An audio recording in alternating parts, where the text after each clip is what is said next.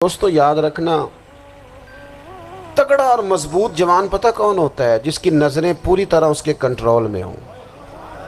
یہ علامت جوانی ہے۔ جس آدمی کا پوری طرح، دو لوگ دنیا میں کبھی کوئی کارنامہ سر انجام نہیں دے سکتے، ایک جو حرام کھاتا ہو، ایک جس کی نظر ناپاک ہو۔ محمد بن قاسم جب یہاں آئے تھے نا،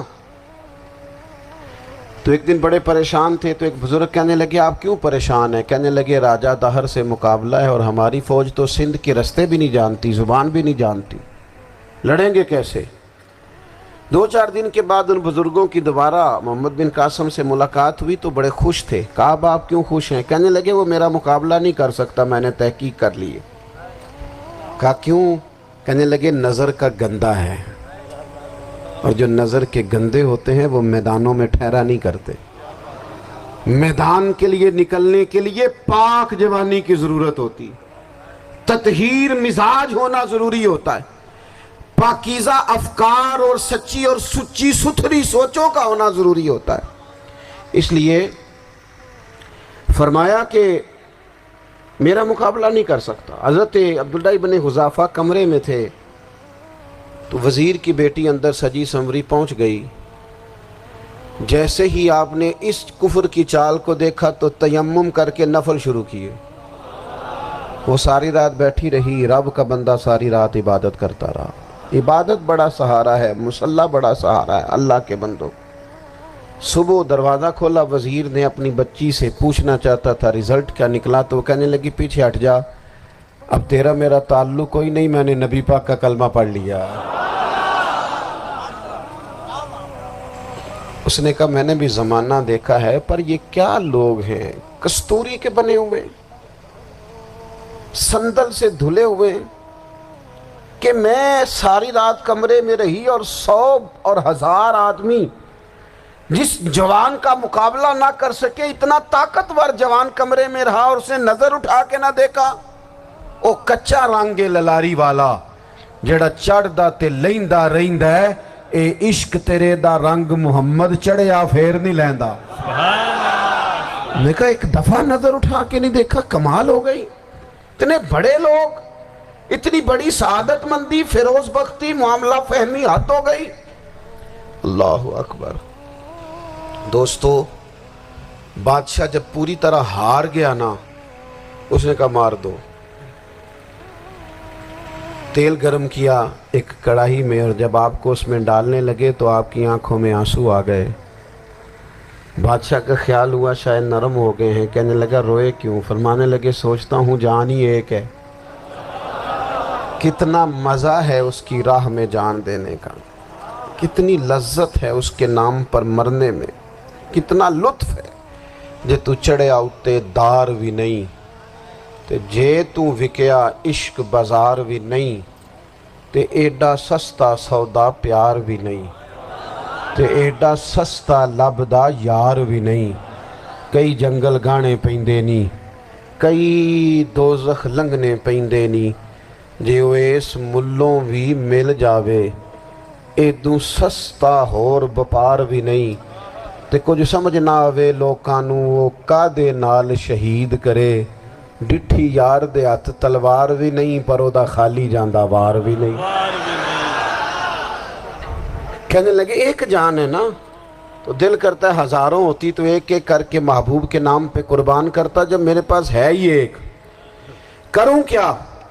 حضرت عبداللہ ابن حذافہ رضی اللہ تعالیٰ عنہ جب روئے اور بادشاہ نے یہ بات سنی، تو بادشاہ اٹھ کے کھڑا ہو گیا، سارے وزیروں مشیروں کو کہنے لگا تم نے کہا تھا نا بندہ ضائع کرنے والا نہیں، یہ بھی ضائع کرنے والا نہیں۔ کہنے لگا میرا ماتھا چومو، تم جیسے لوگوں کو قتل نہیں کرنا چاہیے، آزاد کرنا چاہیے۔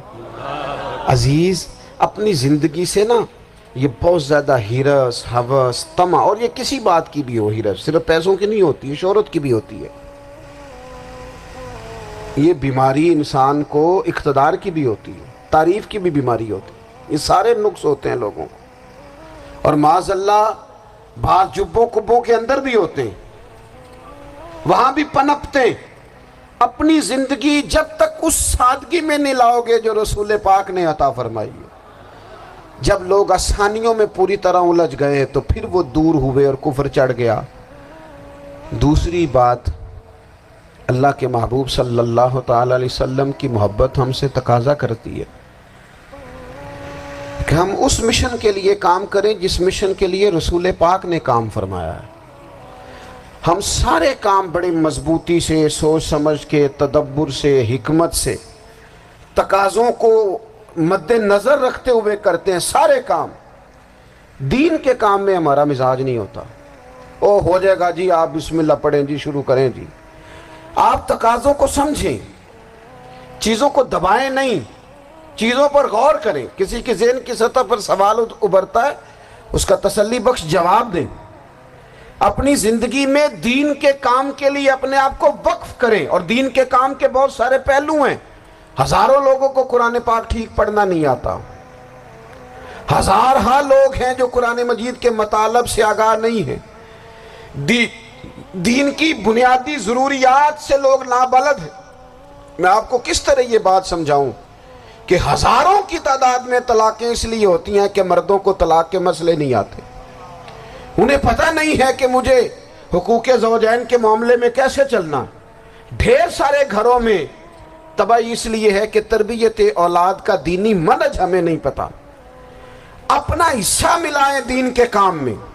ایک آدمی کو اگر تو نمازی کرنے میں کامیاب ہو گیا، تیری زندگی بدل گئی۔ وہ دین بیزار لوگ جو ہمارے بیچ بیٹھ کے ہماری نوجوان نسل کو پگڑی اور داڑھی کا نام لے کے بنیادی طور پر دین سے دور کرتے، ایسے نوجوانوں کو دین کا پیغام محبت دے کر دین کے قریب کرنا ہماری ڈیوٹیوں کا حصہ ہے۔ ہمیں ذمہ داری کا احساس کرنا پڑے گا، ہمیں یہ خاص قدم اٹھانا پڑے گا، توجہ دینی پڑے گی۔ مساجد، مدارس، میں آپ سے عرض کروں، اتنی ڈٹ کے مخالفت ہوتی ہے نا مدرسوں کی، اتنی ڈٹ کے۔ میں ادارہ چلاتا ہوں، اس کے چلانے میں جو مشکلات ہیں وہ تو ہم بتا نہیں سکتے آپ کو، اس لیے کہ میری قوم، میرا اس قوم سے تعلق ہے جو نعت خواں امیر کرنا چاہتی ہے، مدرسے نہیں۔ ہاں، نقیب خطیب پیدا کرنا چاہتی ہے، شعر و شاعری کی زندگی کو پروان چڑھانا چاہتی ہے۔ فقط ہمارا ان لوگوں سے تعلق ہے جو لاکھوں کروڑوں روپیہ محافل پہ لگائیں گے، اور قاری صاحب بیچارے اگر مسجد کا کوئی ہونے والا کام کسی وقت بتا دیں گے تو وہ بڑی مشکل آ جائے گی ان کے لیے۔ یہ کیسے ہو سکتا ہے، آپ نے یہ ڈیوٹی بتا دی۔ مدارس، اور جتنا اہم رول دین کو پھیلانے میں مدارس اسلامیہ کا ہے، اتنی زبردست، لوگوں کا خیال ہوتا ہے میری طرح کے لوگ شاید کام